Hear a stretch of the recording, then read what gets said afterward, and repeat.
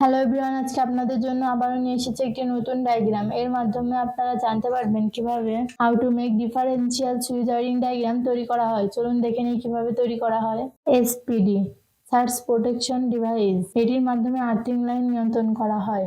ডিপিএমসিবি, double pole miniature circuit breaker, এটির মাধ্যমে negative ও পজিটিভ লাইন নিয়ন্ত্রণ করা হয়। Differential switch, DPMCB, negative line ডিপিএমসিতে কানেকশন দেওয়া হলো, পজিটিভ লাইন ডিপিএমসিতে কানেকশন দেওয়া হলো। নেগেটিভ ও পজিটিভ লাইন এসপিডিতে কানেকশন দেওয়া হলো। নেগেটিভ ও পজিটিভ লাইন ডিপিএমসিবি থেকে ডিফারেন্সিয়াল সুইচে কানেকশন দেওয়া হলো। ডিফারেন্সিয়াল সুইচ থেকে নেগেটিভ ও পজিটিভ লাইন ডিপিএমসিবিতে কানেকশন দেওয়া হলো।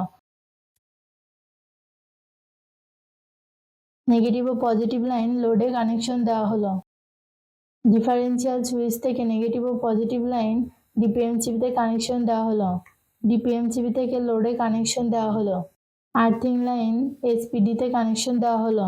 এই ডায়াগ্রামটি পুরোপুরি সম্পূর্ণ হয়েছে। এভাবে আপনারা আপনাদের বাসা বাড়িতে অথবা কারখানাতে তৈরি করতে পারবেন। ভিডিওটির সাথে থাকার জন্য ধন্যবাদ। ভিডিওটি ভালো লাগলে লাইক ও সাবস্ক্রাইব করবেন।